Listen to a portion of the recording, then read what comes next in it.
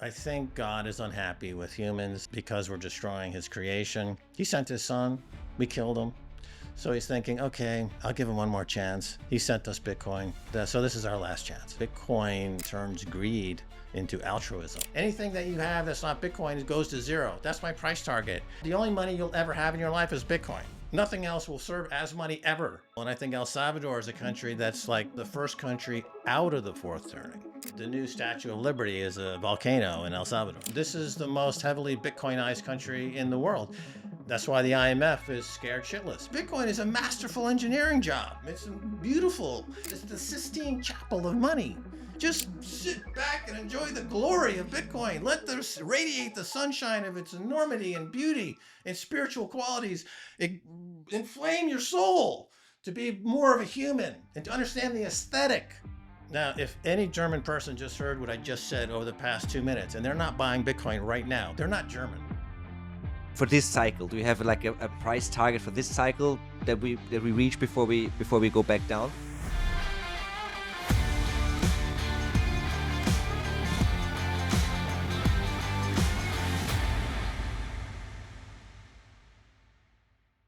Max Keiser, it's an absolute pleasure to have you on the show. Thank you for taking the time. I can't express my absolute joy at after finally getting an opportunity to speak with you, Niko.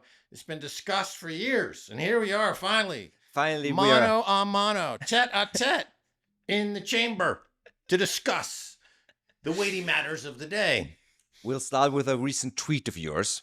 Of course. Which I think is a good way to start. Genius. It's a genius. I'm sure it's genius. The next burst up in price is what you wrote. The next burst up in price is the only one that matters.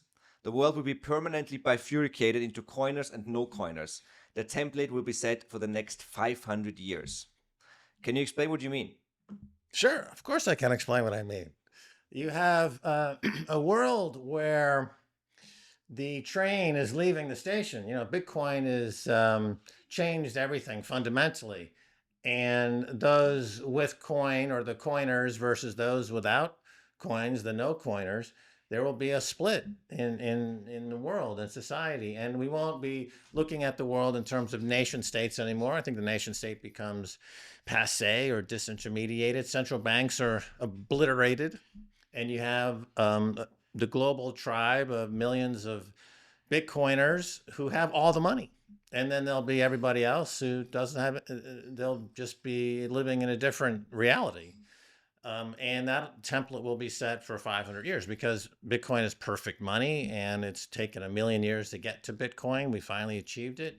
And now it's a day of reckoning. If you have no coin, you'll probably be living in the equivalent of hell. If you have coin, you will be living in heaven. Are you communicating this just to, relate the urgency of the timing of getting Bitcoin basically now? Am I being hyperbolic? No, I'm being as pragmatic as possible. This is my pragmatic communication to those out there to prepare, because some people don't want to ever own a Bitcoin because it's like alcoholics and drug addicts. They're in denial about their alcoholism or drug addiction, and they love their fiat money. They're addicted to fiat money. That's the problem in the world today. You have fiat money addicts. Mm-hmm. And, you can't get an addict to or an alcoholic to sober up if they don't want to, if they're not ready. And so they have to hit their bottom. And a lot of people just will never hit their bottom in time to become Bitcoiners. And those people will be kind of erased from history. Why now? Why is now the most important price surge? Is it because if you have some money, you can still get one coin, or what's the point of calling it now? Right now, because at 100,000, you have those people with coins entering the realm of extreme wealth. And as you get to 200,000, 300,000, 500,000, like Adam Back just, threw 30,000 coins at Howard Lutnick over there at Cantor Fitzgerald. That's $3 billion.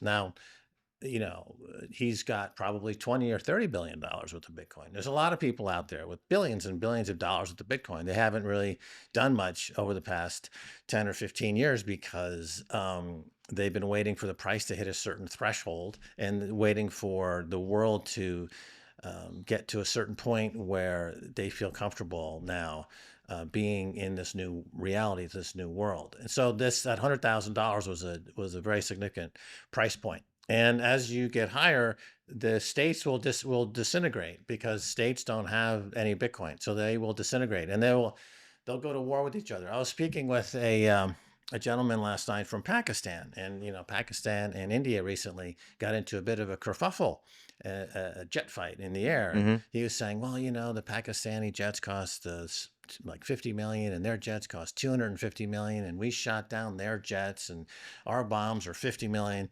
And I said, let me explain to you how a Bitcoiner sees this. A Bitcoiner looks at you, two countries going into debt to buy weapons to kill each other, which you then have to pay for by printing more money or borrowing more money. That means my Bitcoin goes higher. So, I mean, I could try to get you to buy Bitcoin and save you, but I'm conflicted, because the more you kill each other, the more my Bitcoin is worth. So, I'm conflicted. And you want me to help you, but you have to bottom out in the fiat money world. You have to bottom out on warmongering. You have to bottom out on your religious nonsense, to accept Bitcoin. If you're not going to, I don't care, because you're just going to print money to add into ad nauseum to infinity, and it just means Bitcoin goes to keeps going higher and higher. So we'll see. The solution is here for you, but if you don't want it, I don't care. Did you not tell him about any hash war concepts? That's I because do, he but could do. again, if you're not ready to hear the Yeah. message, it's not. It goes in one ear out the other because you're fixed. You're addicted. It's like telling an alcoholic, it's saying, "You're an alcoholic. You don't drink," and they're like, "No, no, I just need this. I'll quit after this next drink." Or I'm not an alcoholic. My life's great. They say living in the gutter, right? It's a disease. Fiat money is a disease, and it's now about to wipe out billions. I remember, crashed JP Morgan by Silver Days. Uh huh. You've been on this for many years. You've been talking about Bitcoin in 2011, I think, when it was $1. There's like when you Google next 2010. We first 2010. mentioned Bitcoin on Keiser report at 30 cents. In December of 2010, Stacy mentioned it. She said, this is a new thing. She talked about it, and we chatted briefly about it at 30 cents in 2010. And then in 2011, we got more aggressively into it. We had some guests onto the show talking about Bitcoin. That's really more when we got down the Bitcoin rabbit hole. What was the moment for you? I mean, you talk about, you have to be ready. Michael Saylor talks about, Bitcoin is there when you have a need. What was the specific moment for you personally? Well, I saw that this was a way to separate money from state, which has always been the Hayekian dream. And in Sure. 1984, Hayek was saying, that he doesn't imagine there will ever be a money that will be outside state control unless there was some sly workaround, Yeah. right? And Bitcoin is that sly workaround. So I always say that money existed before the state. Bitcoin separates money from state. Bitcoin kills the state. So this killing the state and central banks. So we're entering into a post-state, post-central bank world. So of the past 300 years. Can you describe that world, especially with regards to El Salvador, maybe because you work for a state, don't you? Well, the goal here is to kill the state by working on something called Node Nation, so that every Salvadoran household has a Bitcoin node and they have all the money. The state has no money. The state just does your bidding. So if you need a new airport, the node owners and the Bitcoin owners who own the state's money would decide whether or not to build that airport. Not the state doesn't have any money. The state is bankrupt, as it should be. The state should not have any money. They should not control the money. So that's my goal here, as I've expressed to the president many times. And I think that's where we're headed. And I think that's the future, is that you have the node owners who kind of run the world, and then they congregate in different groupings or tribes. Hmm. And they come and they go, and it's like murmurations of starlings in the sky. They come together, and you see these huge murmurations where starlings are flying in synchronization, and it looks fantastic, and then they disappear, right? And I think that's the future for Bitcoiners, that they come together for a few years or a few weeks or a few hours, and then they fly away and they create other groups, and they're totally mobile, they're totally free, because Bitcoin as perfect money means that we are living the dream hidden in our collective unconscious. And ultimately, my Bitcoin or your Bitcoin or my Bitcoin. And we're in actually a post money world where just Our love is the guiding principle of our existence as humans on planet Earth, and that's made possible by Bitcoin. You talk a lot about love versus fear. Yeah. Where's the fear today, and where's the love? What do you want to say? Well, fear is a hugely profitable business, and love is not. It's not a profitable business. So there's no love on the New York Stock Exchange. Love is not currently trading anywhere, except with Bitcoin. The price of love, you could say, is worth 2 point something trillion dollars. That's the Bitcoin is love. And if you look at the stock exchange, it's dominated by pharmaceuticals, insurance companies, banks, defense contractors. They're all based on fear and hate. And so they The have media, media, very much. right? So all of these, I would say, gambling, casinos. So 99% of everything that's traded on exchanges around the world is fear-based and hate-based. And so Bitcoin comes around and it pushes that out of the way, and it's more love. Do you have enough love that you can stand being on Twitter every day? Because I personally have a big problem with all not specifically hate, but like all the fear mongering and all the problems and conflicts in the world that I can swept into my feed. Well, it's like Jesus when I was out there searching for lepers, to cure. You got to go where the problem is. Okay. I did not expect that comparison. When you go to President Bukele and you say, I want to end the state, what's his reaction? Because he's the head of state, right? Yeah. Well, he's an incredibly smart man. I would say he's a genius, and he listens. And that's he listened about Bitcoin. He knew about Bitcoin before he became president in 2019. He had talked about it, I believe, in 2016. And he talked about making Bitcoin legal tender back in those early days when he was mayor of San Salvador. Mm-hmm. And so we are definitely on a Bitcoin wavelength. And so, and my role here is to kind of push the envelope a little bit, and where Stacy, she runs the Bitcoin office, and she's actually in the day-to-day kind of role of facilitating and enabling the country to become more orange pilled or Bitcoinized and dealing with government. And for that, you need diplomatic skills, of which I have none. So, I don't. So I'm more of thinking longer term, bigger picture, theoretical stuff. And so a lot of the stuff I come up with is dismissed immediately. Like I suggested, they cut the national anthem in half because it's the longest national anthem in the world. It takes over 4 minutes to sing. And by the time it's all over, you could have increased GDP by 2 or 3% in how much time you spend singing the national anthem. Just cut it in half. The whole song is actually repeated. It's just the same song repeated twice. Just play it once. You don't need to play it twice, So that kind of suggestion is immediately dismissed.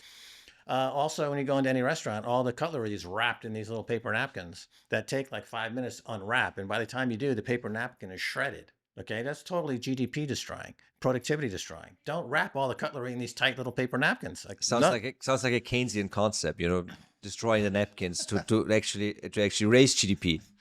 That's an excellent observation. It is. You are like Paul Krugman at the New York Times. Would say that we should invite aliens invading from outer space and destroy the globe because we could then rebuild the globe. I remember that. Right. That was a couple of years ago. Yeah.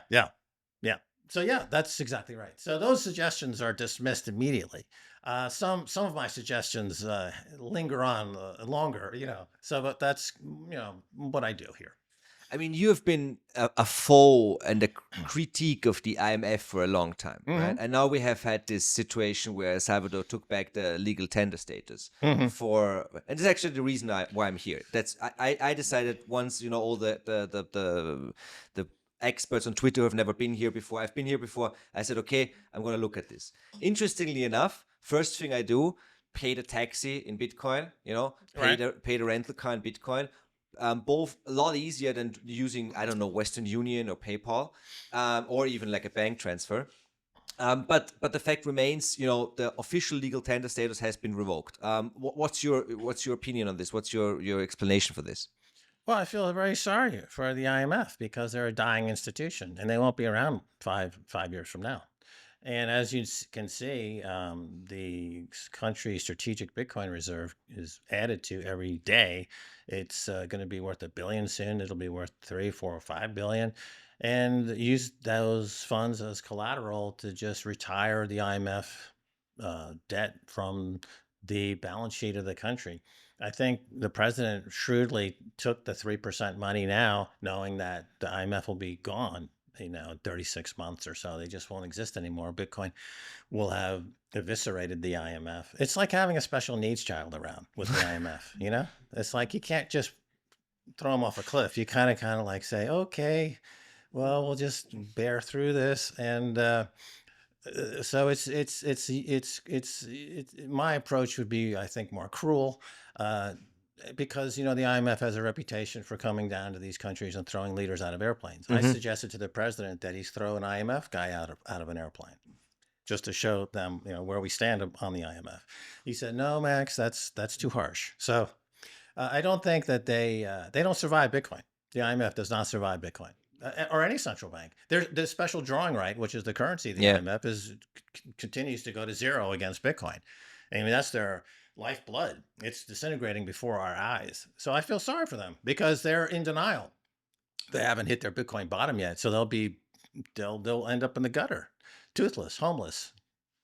I feel bad for them. They should get onto the Bitcoin before they destroy themselves and their family. But bureaucracies do tend to stick, right? Mises has a whole book about that, and I think he's right. And the IMF has reinvented itself a couple of times, as has other central banks, as has the Bank of International Settlements. Well, everything they say about Bitcoin is at odds with what every other institution in the world is saying. The IMF says that Bitcoin is adding instability in the country, whereas Donald Trump is saying we need Bitcoin to add stability. The IMF is saying, oh, it's stoking inflation, where Donald Trump will say, well, we need Bitcoin to control inflation. So in the U.S. Is the biggest contributor to the IMF, or the second biggest contributor to the IMF. So at some point, they're just going to pull the plug on the IMF because they're stupid. I mean, they have signaled that, right? Besson has been talking about the mandate of the IMF and the World Bank being much, much smaller than what they are actually doing. So they have already signaled that they're looking at this. Yeah, they're set to be euthanized. Do you know that, or do you think that? I speak directly to Satoshi. Satoshi channels his words through me, and this is what he has told me. I am Satoshi's representative on Earth. I am the bishop of Bitcoin. I am the high priest of Bitcoin, according to Michael Saylor. Okay, and then there's no greater authority in Bitcoin than Michael Saylor. Besides you. Well, I'm the high priest. Yes, and mortal, amongst the mortals. Yeah. He's the highest ranking mortal in Bitcoin, I would say. Michael Saylor. Yeah.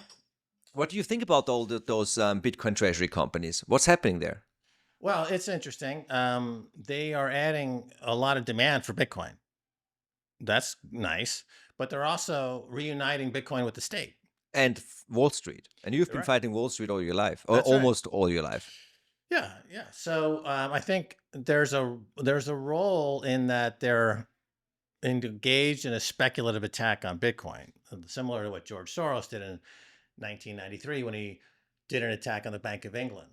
And I'm sorry, on Bitcoin or the dollar? In George Soros attacked the Bank of England in 1993. Yes, it was a speculative attack. So he was borrowing money from the Bank of England to destroy the Bank of England, as the guy, I guess, kicked out of the ERM. And so that was the kind of a template for a speculative attack. Borrow money from the system cheap, because they're keeping it artificially cheap, because they're unwilling to deal with inflation in a realistic way. And then use it to, aggressively short sell everything to the point where they have to force them to make an adjustment. And then the difference, on the British pound, he pocketed $1 billion. So with Michael Saylor and the clones of Strategy are engaged in a massive global speculative attack against the dollar principally, but all fiat money, and they are succeeding to do so. And it's good. They're getting rid of the fiat money world. They're accelerating the collapse of central banks. They're accelerating the collapse of states. But they are putting Bitcoin into the hands of, getting away from the purest custody form of Bitcoin, and you're custodying your Bitcoin outside of Mhm. self custody. So there's risks involved. So I just like to remind people that there is a risk when you are backing Michael Saylor or these other the clones of Michael Saylor, because you in a risk that you don't have to, right? The beauty of Bitcoin is that you don't need a custody outside of it yourself. You can self custody, and that's the purest form of hodling Bitcoin, which is the primary use case of Bitcoin, is to separate money from state. That's the number one use case for Bitcoin. And also, if I hold a lot of Bitcoin, like Michael Saylor or like a state, even, I would want people to self custody. Otherwise, the value proposition isn't there. Well, yeah, if you think through it, that's true. But I think that right now, Bitcoin is a beautiful technology that turns greed into altruism. That's true. And It's right. And so a lot of these people are acting out of pure greed, which is fine that's what because, got most people into Bitcoin in the first place. yeah, you come for the greed and you stay for the altruism. You stay for the love, but you come for the greed. So, I mean, I say, Bitcoin was sent by God to unfuck our money. And I think God is unhappy with humans because we're destroying his creation. He sent his son, we killed him. So he's thinking, okay, I'll give him one more chance. He sent us Bitcoin. And so this is our last chance. And so he took the thing that we were very susceptible towards self annihilation, greed, and he converted it into love with Bitcoin. Because the greedier you are, the more it pushes out the fiat money hate. So it's a trick. It's a trick that God is playing on us The with Trojan Bitcoin. horse. Yeah. Yeah. Do you think that? Do you know if Bukele and Trump talked about Bitcoin? I cannot say definitively that whether or not Bukele and Trump talked about Bitcoin. I don't know. Okay, but because I we talked wasn't I about. wasn't in that meeting. No, I know, but maybe you've heard something, or maybe you were at that meeting. I don't know. I was not in that meeting. So I can't say definitively that any conversation about Bitcoin took place. And so therefore I would not speculate as to what the president may or may not have said. You know what is so crazy for me is that so many things that you have said that were totally out there 10 years ago are now happening. So I'm not ruling out anything happening anymore, right? Absolutely nothing. And when you look at what is happening with Trump, we talked about the World Bank and the IMF getting into their eyes. And now Trump is aggressively going against the Fed. So the mainstream narrative is that he wants to get rid of Powell because he wants lower rates. Is he actually trying to undermine the Fed because he knows that it's not going to be needed in the future? No, No. no. He's undermining the Fed because he wants cheap money to bail out the banks. Because as we just saw with the $5 trillion big beautiful bill, he still works for the Wall Street bankers to keep the fiat money Ponzi scheme going. So he's no different in that regard. And the whole function of the central bank is to take the punch bowl away when things get too lively, right? This is the mandate of the Fed. Under Greenspan in the 80s, the Fed became an activist Fed, where they believed that their primary role was to keep the party going. We had it was so-called Greenspan put, where every time the market crashed, they would lower rates, for example, and allow for speculation to run rampant and keep going. And this has given us these ever higher prices in the stock markets and markets around the world and the commensurate level of debt around the world. So now we have like $350 trillion of debt around the world. It's the highest debt to global GDP ever in history. And that's because these central banks switched their mandate from being inflation hawks to being market buyers. Essentially, they're the buyer of last resort, not the lender of last resort, and so they've completely reinterpreted the Fed. So Powell, by keeping rates where he is now, his job, one of his jobs is defend the dollar and the purchasing power of the dollar. And if he lowers rates the way Trump wants him to lower rates, then he's going to accelerate inflation tremendously. and it's a huge risk to the dollar. And Bitcoin, of course, will skyrocket. And but it'll be extremely harmful to the economy. The idea that lower rates stimulate demand is a myth. That's just a Keynesian myth. That's just a mythical idea. It doesn't, just not true. And but that's what Trump is believing, and his attack on the Fed is unwarranted. But I would say it's not. It's going to end badly. I would say that.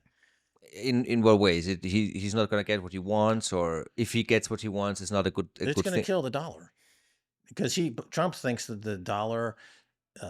He's very protective of the dollar. He wants the dollar to be world reserve currency. If any country doesn't use the dollar, we're going to do tariffs on them. We'll go to war with them.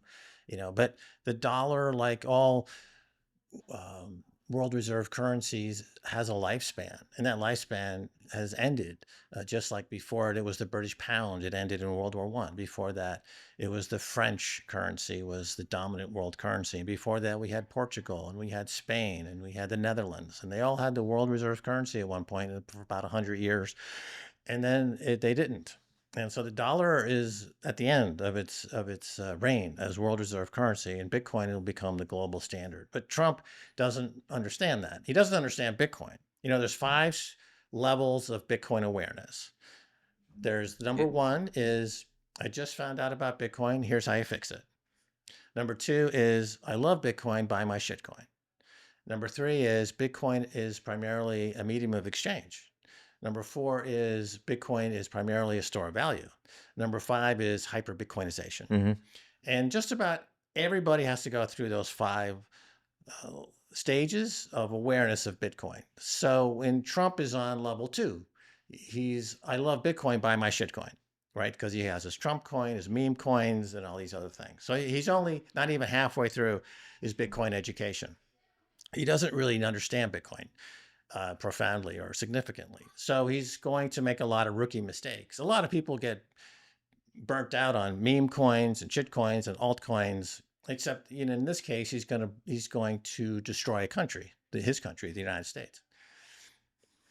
But people like Howard Lutnick, Kent Fitzgerald, other people in the U.S. government, they don't do shitcoins. They are very focused on Bitcoin, it seems. Sure, and they're not getting the traction they should. Where's the Bitcoin strategic reserve? Where's that? It's not happening. Where's the audit of the Fort Knox? It hasn't happened. The U.S. says they have 200,000 Bitcoin. That's false. The 100,000 is owned by Bitfinex. So they don't have jack shit. I mean, we're going into a world where the U.S. is kind of bluff with a pair of 2s.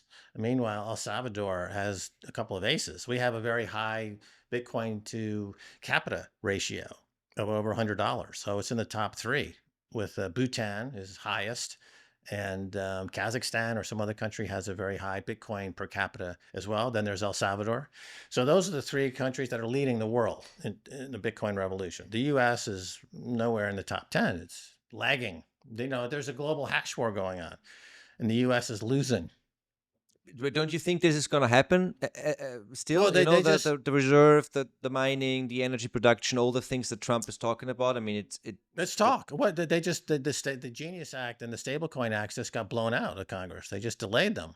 They didn't get through. They're being stalled because they know it kills the dollar. I think a few Republicans understand that the dollar and the Bitcoin cannot coexist. So they are beginning to realize this, and they're starting to hit the brakes in terms of getting some of this stuff passed.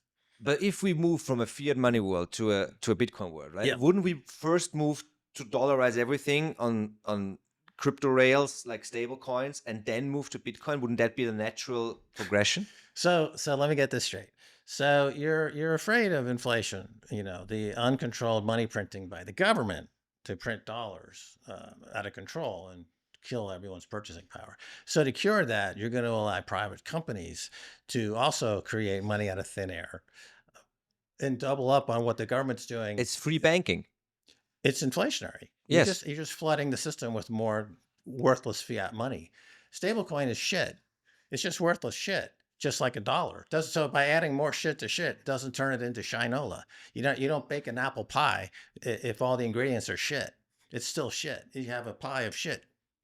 But it's very understandable that as a normal person living in Africa, Southeast Asia, and even South America, even El Salvador, the first thing you want is dollars, and then you slowly get to understand Bitcoin. Right. If you go into your car, in the front of your car, you see the dashboard, right?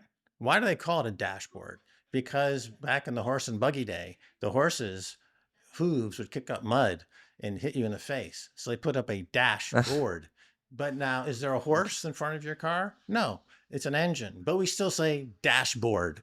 Same thing with the dollar. People will say the dollar, but it won't exist anymore. It's just it's an appendage term that will exist in the future that refers to nothing. It doesn't refer to anything in reality. It's just something, it's a term people use, the dollar, but there won't be anything other than a unit of essentially Bitcoin. Do you think I mean, look at what's happening in Tether. They buy all the interest that they generate by loading up on treasury bills. They buy Bitcoin. At some point, the Bitcoin position will exceed the dollar position, and then the Tether will be backed by Bitcoin, not dollars. And so then you're trading in Bitcoin, not dollars. So the dollar that you're in Africa and you're saying, I'll give you $10, it'll Yeah. actually be Bitcoin. It won't be dollars. But you say the term dollars anyway Yeah. because it's a legacy term. I understand. So you think that like within, I don't know, my lifetime, your lifetime, my kids' lifetime, we'll just move to talking and thinking in Bitcoin? 5 years from now. 5 years from now. Definitely. But look at the rate at which Bitcoin is soon to become a $200 trillion asset. It's like the internet in 1999. It has similar uses of Bitcoin today. So if you look at the internet graph in the 1999 period to 2000, 2001, you went from 300 or 400 million users to 3 billion. So Bitcoin's about to go from 250 million users to 3 billion. So it becomes ubiquitous. Where would that put the Bitcoin price in today's dollars? I know you don't, you know what I mean, right? Obviously, it puts it at a much higher price, right? I mean, it's the thing to keep in mind is that there will come a day when no one will accept your dollars for Bitcoin. If you come up with a bag with $10 million, people won't give you a one Satoshi for it because it's worthless garbage. You're just like, why did you bring a bag full of garbage to me? I'm not going to give you my Bitcoin for that. So fiat money will have no purchasing power at all. Like in the U.S. we had during the Civil War, the Continental, I believe it was called, was a currency that the exchange value dropped to zero. But most fiat money goes to zero. Every single fiat money in the world has eventually lost 99 to 100% of the purchasing power. None have survived. The average lifespan is something like 27 years. We've had hundreds of fiat money. None of them have survived. 99 to 100% loss of purchasing power, including the dollar and the British pound. And same thing with the US dollar. It's losing purchasing power every day, and it's going to lose another 90, 95, 98% of its purchasing power. So you think that the quicker this goes and the higher Bitcoin goes, then we really get like a situation where the central banks and the IMF, they will just become irrelevant? Like really irrelevant? We can just close down the ECB? Right, because they have no customers, because the Bitcoiners are going to walk away. They'll just be, they won't be using those central banks. They'll have they'll have several hundred million Bitcoiners with a lot of Bitcoin compared to what you can buy purchasing power wise with any kind of fiat money. And if you have no customers, you have to close up shop. The IMF will have no customers. Nobody will be borrowing money from the IMF anymore because they don't want to borrow fiat money. They don't want special drawing rights. So therefore, if you have no customers, you have to shut the store. It's business, no business. Go away.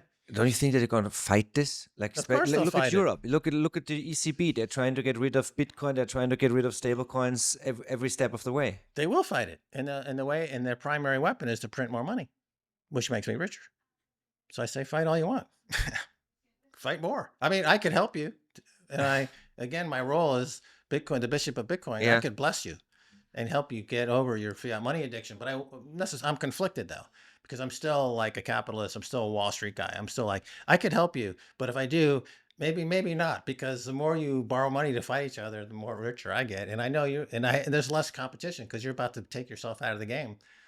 So it's like alcoholics. If you see someone who's an alcoholic, if they're not ready to recover, it's sometimes dangerous to try to help them because they're still in denial, they're still in their disease. So that disease, you can get caught up in their mess.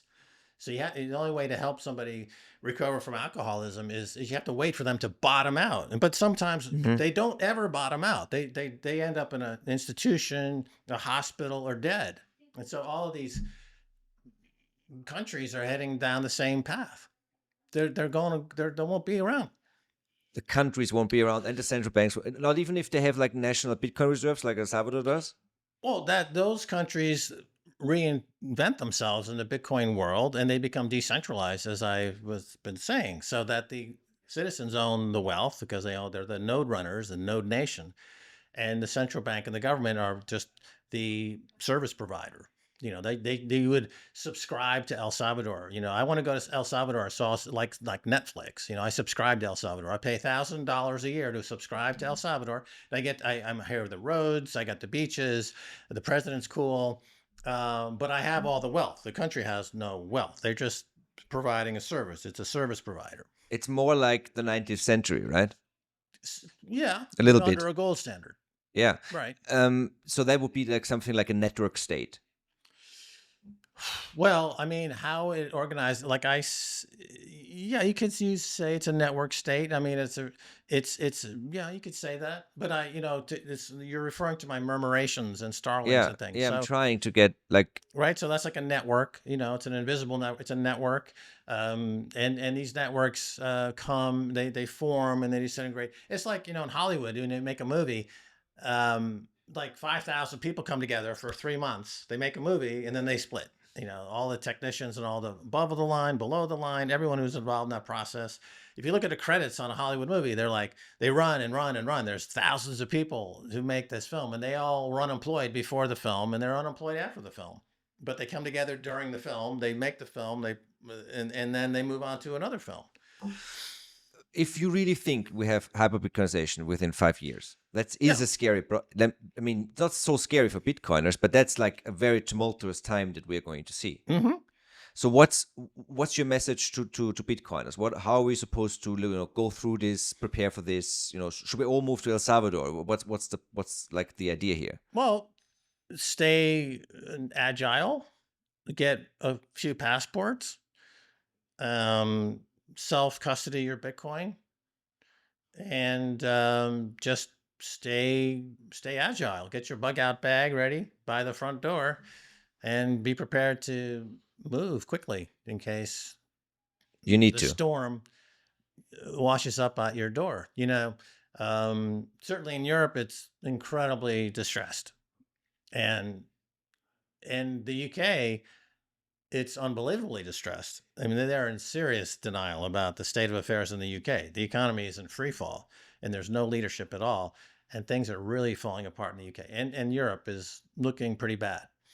And there are places where things are on the upswing. A lot of people talk about the fourth turning, right? Hmm. The fourth turning. This book came out. It's this idea that you have these 20-year cycles of good times, less than good times, bad times, this type of cycle. And we had a fourth turning that resulted in the World War II. There was a fourth turning in, I think, World War I. I'm a little sketchy on the details here, but the theory, I think, is a good one in that, that idea that poor man create weak times create strong men create good times. Yeah, good Right. times create weak men, and then goes all. Yeah. Right. So that's another kind of version of this cyclical nature. And so we're at this fourth turning, the weak men who are literally sewing vaginas onto their foreheads. That's how, this is transgenderism. You have Olympic athletes competing in women's sports with penises, right? That's definitely weak times. It's not a time of strong masculine virility. We're entering the bad times, and so you have the fourth the fourth turning in the cycle. And I think El Salvador is a country that's like, you could look at it as the first country out of the fourth turning, right? It's just leading the world. It's the new shining city on a hill. The new Statue of Liberty is a volcano in El Salvador. What about the big plans like the volcano bonds and the Bitcoin city and the Bitcoin mining? Where do we stand there? Well, volcano bonds became an equity offering essentially, because when the time came to sell volcano bonds, the bond market was had peaked, and we were in a bear market for bonds. So it's not a good environment to sell bonds. So instead, we created Volcano Energy, which is an equity offering essentially. And so the country is doing energy, geothermal mining of Bitcoin, but that's a 4 to 5 year build out. So right now they're doing wind and solar energy and mining Bitcoin, and they're building out the geothermal part of that equation. So that's what's happening with volcano bond / volcano energy. Then Bitcoin City, well, you got to build the roads first. So that if you look at the airport, there's a new airport, there's new infrastructure. I've seen that. I was very impressed with the new airport, I have to say. So you need roads, you need infrastructure, you need water, and that's all pushing toward that area in Réunion. Well, so that's, you got to build the infrastructure. So that's still there, but you got to build the infrastructure. What else? What about ordinary people? We Yeah. know that they don't use Bitcoin day to day, most of them. I mean, that would be a lie to say that Bitcoin is something that ordinary people use in their ordinary lives in El Salvador, right? Well, it's got the highest adoption rate in the world In what? Bitcoin, 15%. Name another country. 15% of the population uses Bitcoin. Fair enough. I Yeah, think it is fair enough. it is fair enough. You're just saying shit that, thinking about it, because you heard it in the cab on the way here, right? Is that journalism? No, actually, what I heard in the cab on the way here was you talking about your projects with ordinary people, and I was wanted to lead you there so you can talk about the things that you and Stacy do in regards to Bitcoin education. Yeah, so adoption comes in several forms. So the actual day-to-day use of Bitcoin, as just pointed out, is actually quite high. Number two, there's adoption also of Bitcoin is awareness of Bitcoin. Because when you start to become aware of Bitcoin, you start to think about savings. And savings, if you're saving your money, that means you're saving your money because you believe the future is going to be better. So you have hope. And that is abundantly clear in this country. You have hope. People are hopeful. People are optimistic. And because Bitcoin fosters optimism, because you're saving for the future. And it's the most brilliant savings technology ever created. Another form of adoption would be like the Bitcoin Strategic Reserve. The country has now going to be close to $1 billion in Bitcoin. That's over $100 per capita of Bitcoin. So that everyone in this country has exposure to Bitcoin, 100% adoption. Then you have, well, what about Bitcoin companies? Are they moving to El Salvador? Yes, they are. We're moving. Lots of Bitcoin companies are moving here. So that's another form of adoption. So this is the most heavily Bitcoinized country in the world.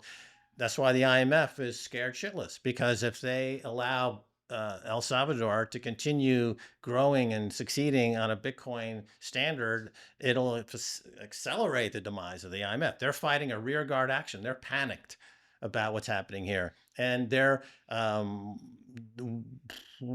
since their latest utterances, nothing has changed because nobody listens to them, essentially, and they'll be gone in 3 years. Don't you think that they succeeded in scaring other countries, because there hasn't been another country that really goes all in with Bitcoin like El Salvador has done?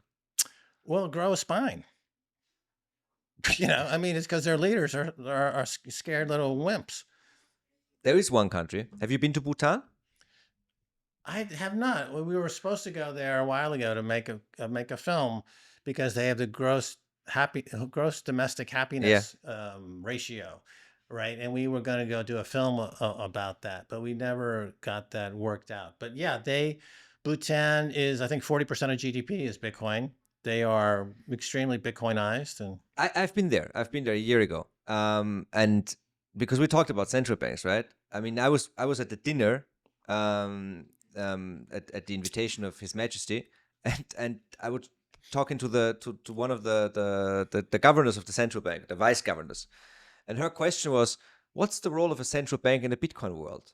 And I was like, seeing if I was dreaming. It was just like entering a different dimension. Everybody was pro Bitcoin. They spent half their currency reserve, half their currency reserves on Bitcoin mining equipment.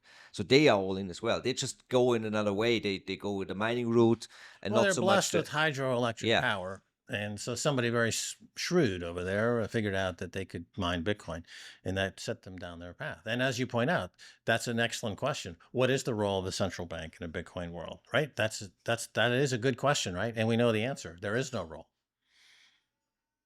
So we just need to they have to learn to code, I guess. The Bitcoin that we have AI for that. The Central bankers at the bankers. IMF, Yeah, exactly. Yeah. they What are can they go gonna back do? being street prostitutes where they came from, right? There's always a market for that. Do you have a price target for this year? Well, price targets again are a fool's errand because it seduces people into thinking they can time markets. Yes. Which is a fool's errand. It's never a good idea to try to time a market. Don't try to time the market. Spend time in the market. Don't let Bitcoin work for you. And the only way you can do that is by hodling. And the best and safest way to do it would be to dollar cost average in, where you're doing a standard set dollar amount, and you do it every week or every month. You buy, let's say, $1,000 every week. And no matter what the price, if the price is higher, you end up buying less. If the price is lower, you end up buying more. And your average price over time is you don't suffer the volatility. It eliminates the volatility that stresses people out. And then you have Larry Fink works for you. Once you have Bitcoin, Larry Fink works for you. Schwab company works for you. Michael Saylor works for you. Michael Saylor is my employee. Larry Fink is my employee. I'm very happy with my employees. I send them kisses every day. Thank you, Larry. Thank you, Howard. Thank you, Michael. You're doing a good job. Yay. I like the whole hope concept, I have to say, because I always think about this. Did we even have savings vehicles before Bitcoin? Could we even really save for the future without Bitcoin? Well, in a different world where inflation was lower and wages were higher, and you could get a savings rate or a savings bond, if you recall such a thing. They were called savings bonds. You could save money, and there was a culture around savings. And then savings became vilified. And, like, for example, Paul Krugman used to talk about the savings glut, right? Like, don't save money. You need to spend money. The virtue past the virtue is through debt, right? So, like, savings became a dirty word. But you can't have capitalism without capital. Exactly. And you can't have capital without savings. And you can't have savings without an interest rate that encourages people to save. Because that's where the capital base comes to grow an economy, not through debt. And so that lesson was completely lost during the neoliberal phase of our modern economic Keynesian bedeviled world. And Bitcoin restores the savings rate. So you have, let's say, what we call it the Keiser rate, or the average annual appreciation of Bitcoin, which I think currently is somewhere north of 20%. So that's the new savings rate, or what people call now the hurdle rate. And so you can save in Bitcoin. And so this is reigniting in people what the idea of savings, what that's all about. You're saving because you believe in a brighter future. That's why you have saving. And it gets back to the primary purpose or the function or the definition of money itself. So what is money? Going back 30,000 years, money is a shared aesthetic that we have as humans. And the idea that beauty is in the eye of the beholder is actually false. We all have very similar ideas of beauty. We have a very similar aesthetic as humans. That's why when you pick up a shiny shell on the beach and you show it to your friend 30,000 years ago, out of all the 50,000 shells on the beach, you two decide, this one actually is aesthetically pleasing. So your friend will say, well, I'll trade you my arrowhead for it. Okay, you just did a transaction, and that's money. It's based on a shared aesthetic that this is beautiful, and it allows humans to do something that we are programmed to do and divinely inspired to do, and that is to travel through time and space. Because think about it, I have my pretty shell, and I walk 100 miles to a place I've never been, but there are other humans who have the same shared aesthetic.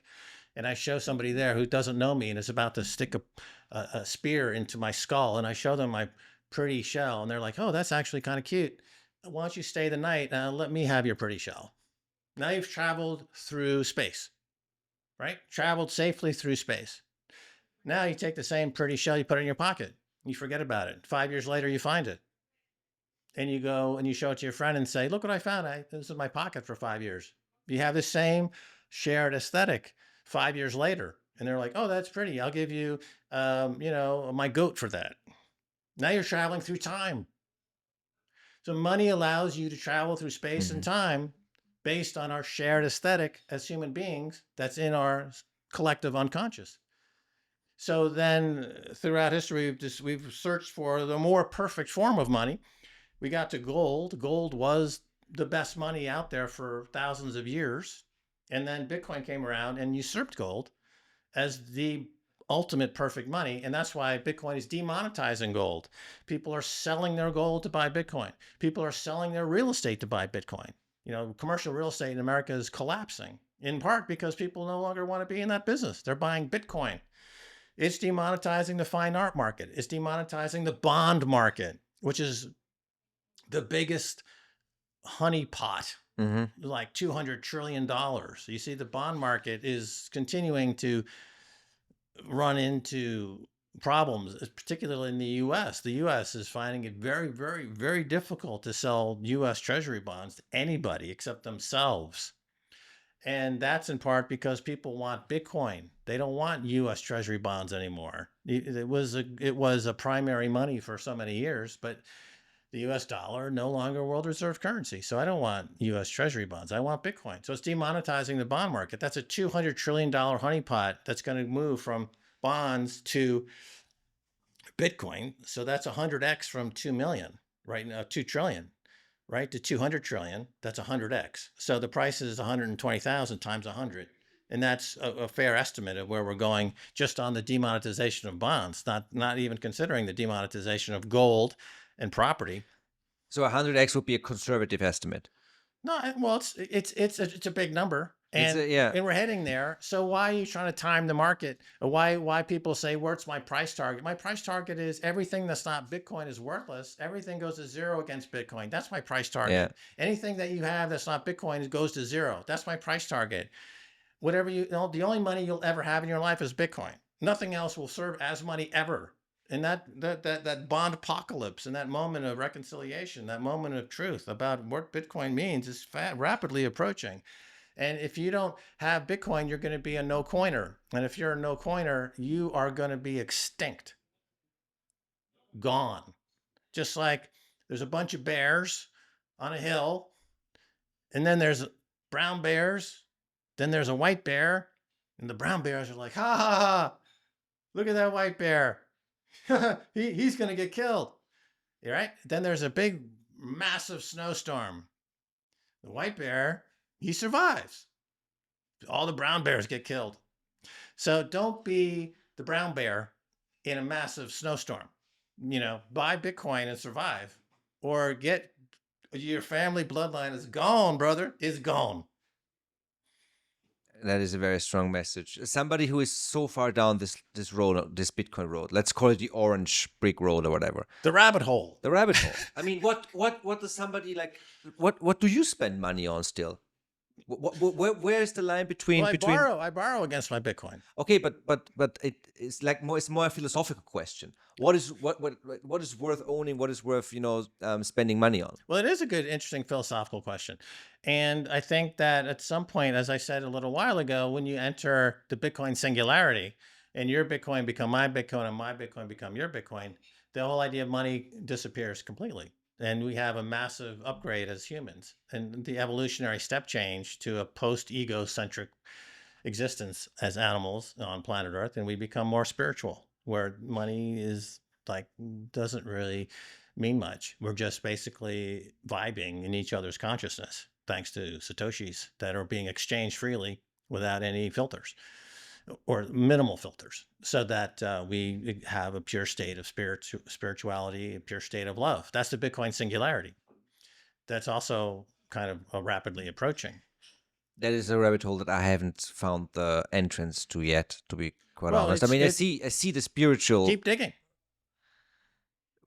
It's there. The only thing stopping is a willingness to put shovel to dirt. Proof of work. Do the work, brother. Do the work and get down that rabbit hole, and you will see what I see. But I mean, how do you decide, like, what is worth, parting with money or with Bitcoin with on the way? Like I want to know, like, the philosophy of Max Keiser Well, on if his life. every Bitcoin you have, you are helping facilitate the collapse of the fiat money world. So that we have to collapse the fiat money world. That's why when the corporate treasury companies are kind of reunifying money with state, and to me, they're like, it's great that there's a huge demand for Bitcoin, but they're also kind of keeping alive the organism that should already be dead, to a degree. And so there's kind of delaying the process.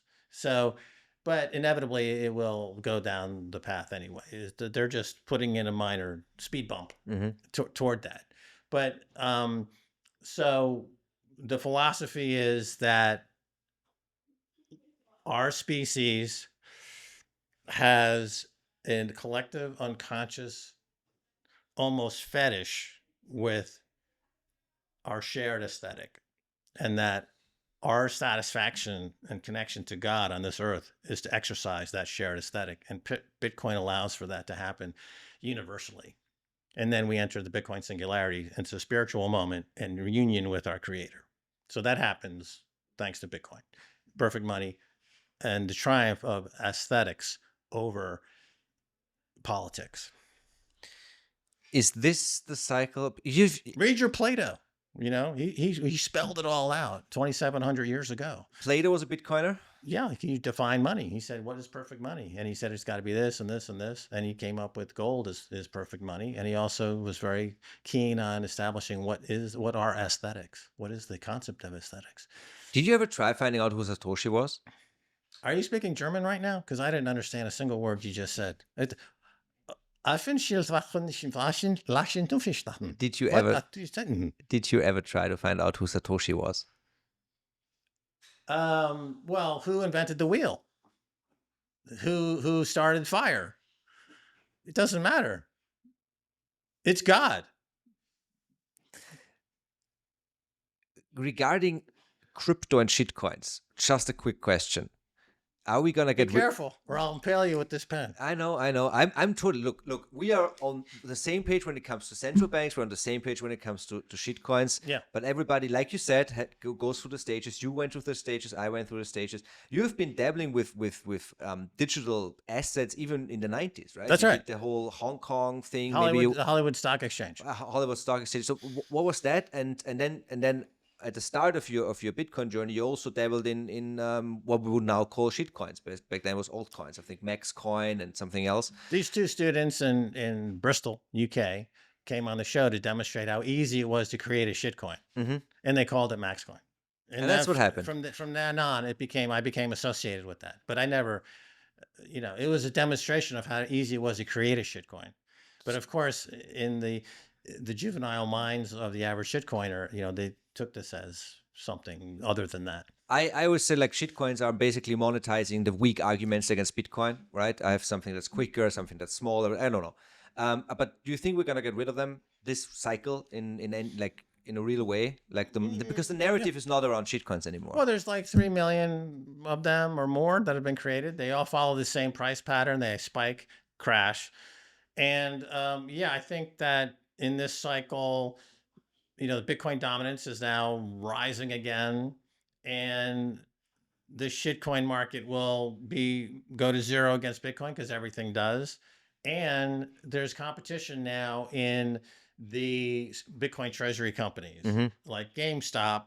Was an interesting story because they figured out that the hedge funds were short more game stock than existed, using naked short sales, which is something I've talked about before. So there was more stock sold short than existed in the float, because you're able to attack a stock price down to zero, and then you never have to cover your short, and so it's all profit. And that's a game that the Wall Street Bets people figured out. And they went on their Reddit chat board and got millions of people aware of this. And they started buying GameStop, which created a short squeeze, and they made money on that. Wasn't it funny how the media was all over that, painting it as a revolution of the small man against Wall Street, while Bitcoin was actually rising? I think Bitcoin was in a bull market back then, and the mainstream media did not talk about Bitcoin. They talked about GameStop, which was always going to fail in the end, right? Well, yeah, it's true. They focused on GameStop because, for a lot of different reasons, and they ignored Bitcoin. That's true. And now GameStop, of course, they ended up with a lot of cash, and they're putting some of that cash into Bitcoin. And they haven't yet put a lot of cash in Bitcoin, but they're kind of sniffing around. So that will bring in a lot of those people that would ordinarily sell and be involved in shitcoins, the on the chat boards and on the periphery, and the degens as we call them. They have now something that's traded at Schwab. It's easy to do, and they're going to, that's where the focus of attention will be. It won't be on these unregistered, unlisted, hard to find meme coins. That's just too cumbersome to do so. They can just do GameStop, or now there's a lot of these other penny stocks or penny price types of treasury companies, and they're popping up all over the place. So that's really where that speculative degen market is headed. So they're going to walk probably away from what we call the shitcoin market. So I think the days of the shitcoin market are over, because there's other options now that these folks who trade in that market will find easier and more to their liking. Is it going to end the same way in this cycle? Is this going to spike new small penny stock companies every day, and then at some point it's just too frothy and we'll see another bear market also in Bitcoin? Yeah, because whereas a player like MicroStrategy, I don't believe that they would ever sell their Bitcoin, and any price pullback they would use as a buying opportunity, even if the Bitcoin were trading at a discount to their stock price. They wouldn't sell stock to buy back Bitcoin. If I got that correct, I may have gotten that backwards. They wouldn't sell Bitcoin to buy back stock, is what you're saying. So whereas a company like over there at Bitcoin Magazine, they have Nakamoto, and they've already stated they would. So they're not thinking about Bitcoin. They're thinking about their stock.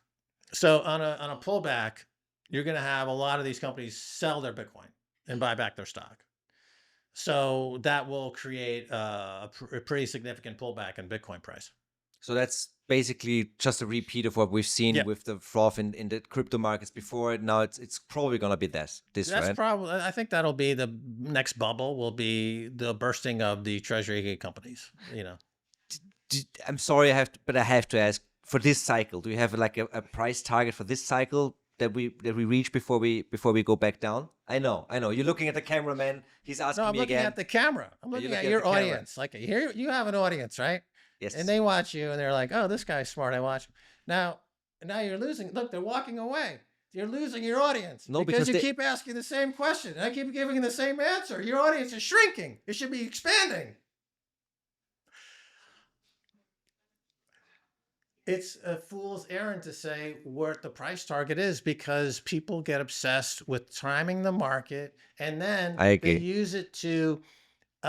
My message, I think, is worth listening to. But if you go to social media and they're like, well, Max Keiser said this, and someone says, but he predicted the price to be XYZ on such and such a date, therefore, how credible can he be, right? So they don't want to focus on the message, was that everything goes to zero against Bitcoin. I also have another thing to say about this.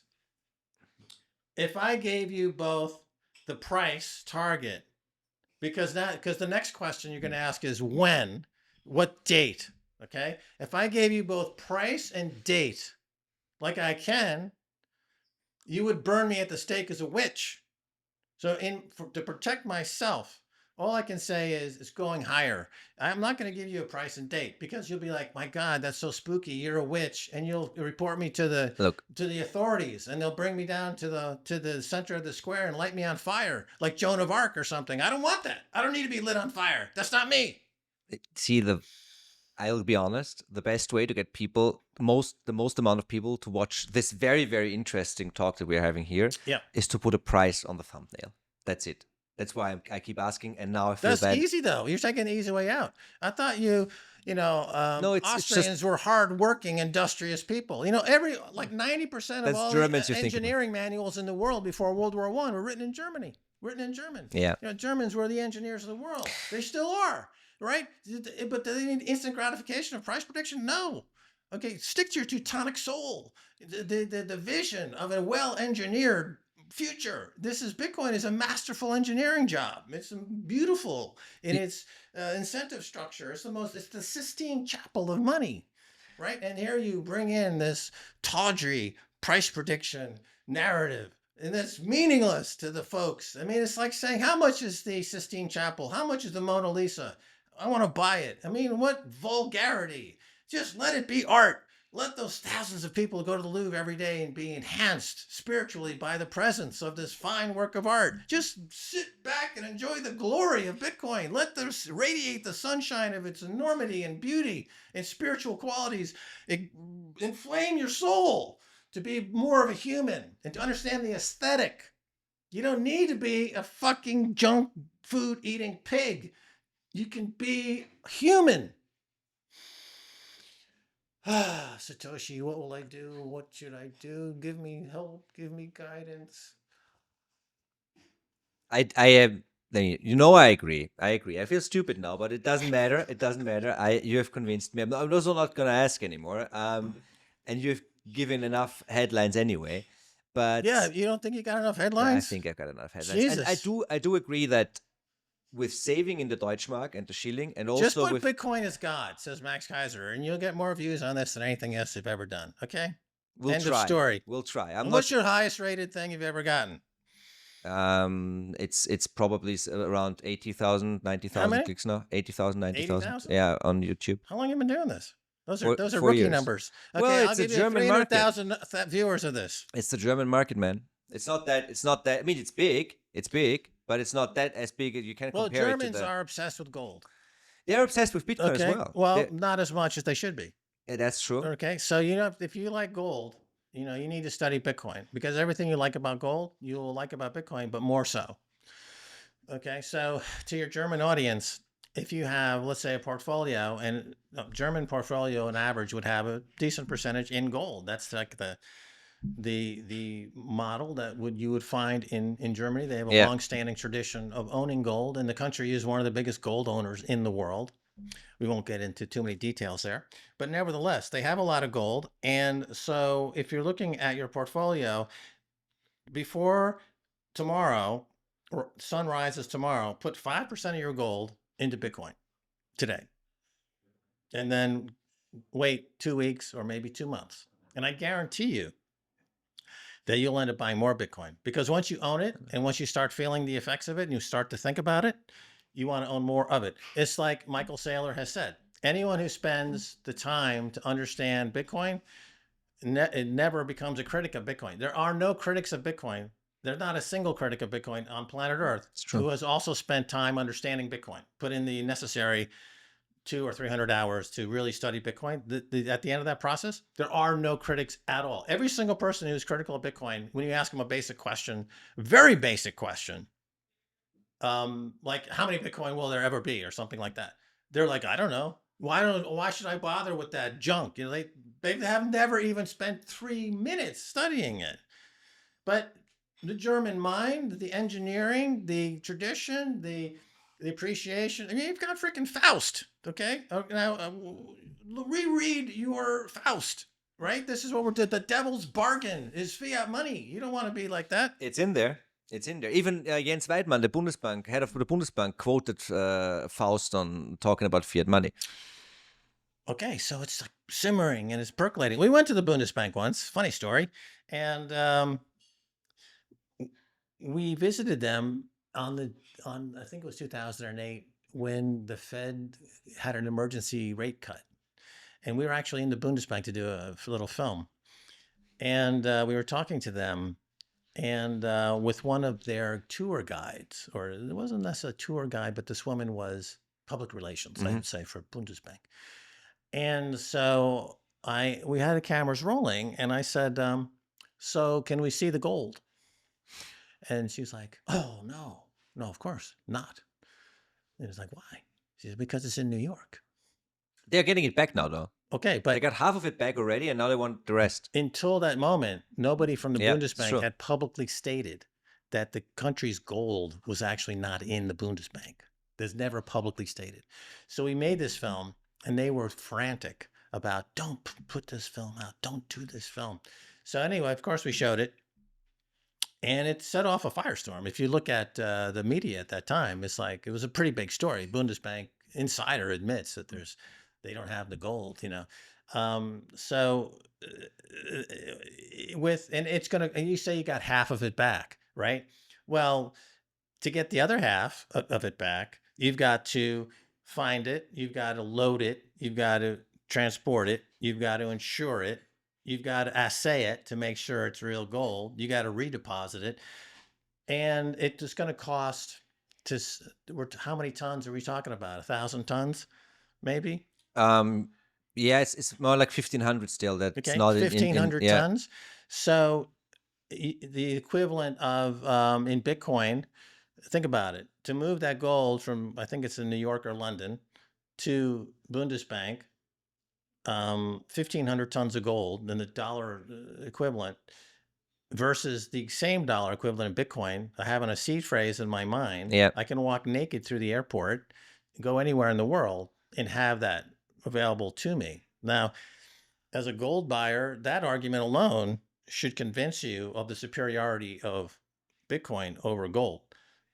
Plus, the transaction is the verification of that transaction. You don't need a third party, right? It's more divisible, obviously, it's 100 million Satoshis per Bitcoin. And it's absolutely scarce at 21 million coins, where gold supply increases, what, 3% a year? And if the gold goes to $5,000-$6,000 an ounce, you're going to find a lot more gold suddenly, because the technology will think, oh, we just figured out how to convert seawater, the gold in seawater, and extract it from seawater. That's like, a lot of tons of gold out there, or asteroid mining, right? I mean, the supply of gold is elastic compared to Bitcoin. What's inelastic? Now, if any German person just heard what I just said over the past 2 minutes, and they're not buying Bitcoin right now, they're not German. Unfortunately, the government. I mean, you don't have to convince me. Oh, they sold their gold. They sold. Germany No, sold. They sold Bitcoin. They sold their Bitcoin. They sold their Bitcoin. Yeah. Okay. They sold 50,000. That's a scandal. It is. Who did that? The Freistaat Sachsen, so the government of the provincial government, basically did that. They sold it, and you know the UK, they seized 65,000, 61,000 shortly after, but they didn't sell it yet. Right. The UK sold their gold under Gordon Brown, half That's of it. a different story. From 600 yes. tons to 300 tons. You know. The Germans, the ECB had this article, and of course it was written by two Germans, about Bitcoin's last stand, right? And it was published the day of the bottom of the last bear market in German. It was published on the same day, and they deleted it since. they did, because as you say, and I agree 100%, there isn't a single critic who has really studied it. They always have a bias or a perspective, and they wanted to get rid of Bitcoin so badly that they just wrote op-eds and said, let's not do the ETF, let's not do the strategic Bitcoin reserve. And of course, the Americans didn't listen to two guys in the Bundesbank or in the ECB. Well, it's pride, and pride in that they don't understand it. And it takes a lot of humility to say, I don't understand something. So instead, they will write nonsensical op-eds, and to avoid the day when they have to say, you know what, my worldview is wrong and my concept of money is wrong. Nobody wants to say that, particularly if you're in the Europe. The Europeans rightfully are proud of an incredible history of Western civilization, and they stand on the shoulders of giants. And then to come around and say, you know what, this is all malarkey, you guys are actually wrong. Bitcoin is something that totally squeegees everything off the playing board, and we're going to start all over again. They're going to be like, 9, Correct. That's what they do. That's what you do right now. And we all know. You talked about the 5 stages. I've been going through the 5 stages. Like I said, I've been listening to you in 2011, 2015. But it took me 7 years from 13 to 20 to really understand Bitcoin and really, you get behind it Yeah. and accept it. And once you accept it, then the rest is history. Well, my ancestors go back to Germany, of course, with a name like Kaiser. We came over in the 1700s. We got swindled by a guy named William Penn, who went to the Bavaria of Germany, that area, Mm-hmm. and convinced a lot of people that there's a settlement in the new world called Pennsylvania that was Shangri-La and beautiful. So my ancestors believed this guy. They went there to the swamp called, Pennsylvania. So you'll see a lot of Kaisers in the cemetery. And one of my ancestors was the publisher, and they created the Lancaster Gazette. And they used to publish all the rabble rousing of the Revolutionary War. They would be printed in the Lancaster Gazette. And the biggest ethnic composition in the U.S. is German, right? Yeah. Donald Trump's grandfather was speaking German at home.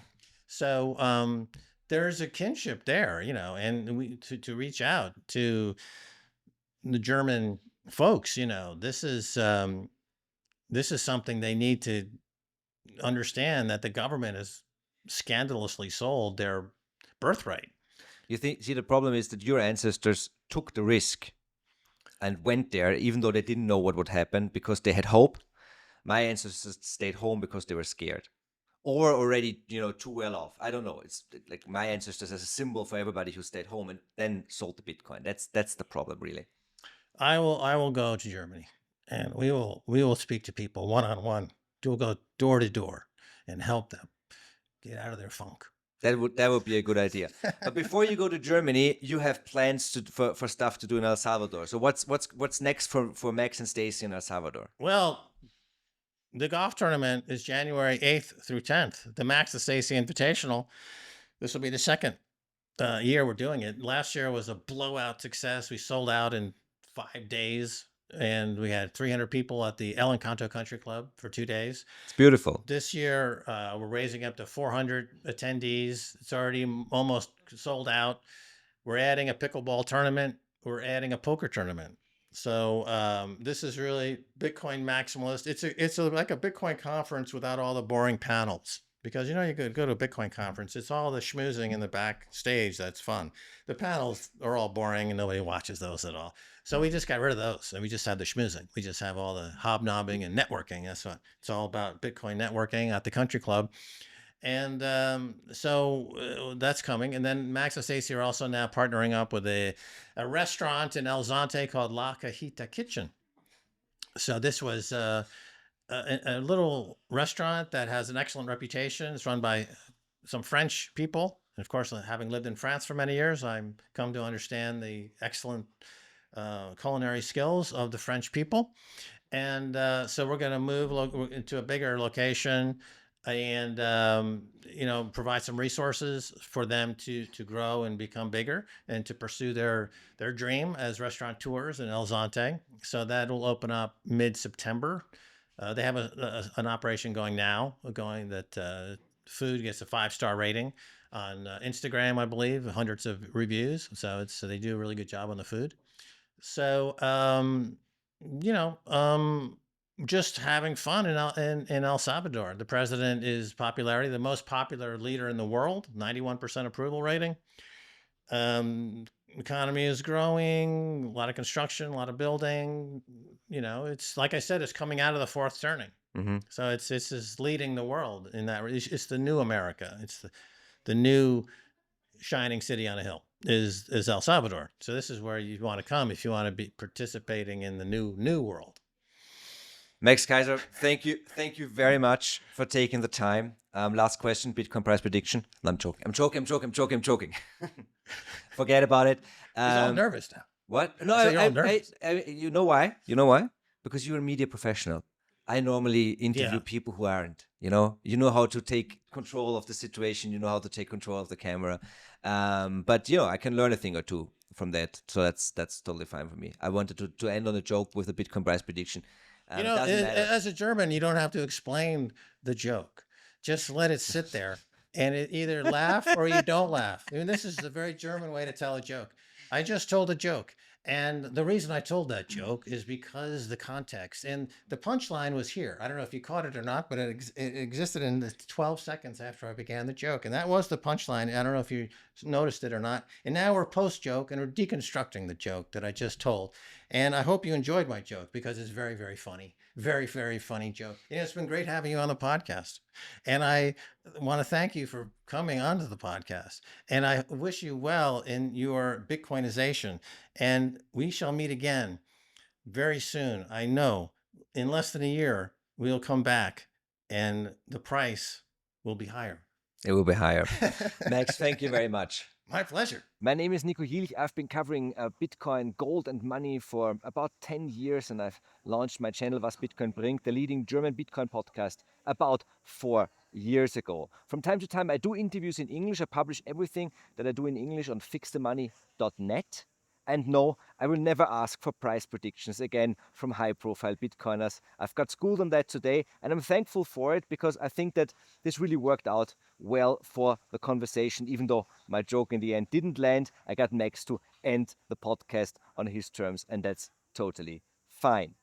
If you did enjoy the content, try all the AI features that Google offers in order to maybe watch some of my most popular German interviews. There are amazing people in the German Bitcoin space that do not get the coverage they deserve in the English-speaking world. And a thank you also goes out to my main sponsors, Coinfinity, the Bitcoin brokerage from Graz, Austria, and also Bitbox, the manufacturers of the open source hardware wallet with the Bitbox Nova now out, also compatible with iOS, Android, and all the like. Use my code WASBitcoinBringt. All the details are in the descriptions. Thank you for tuning in. Till next time.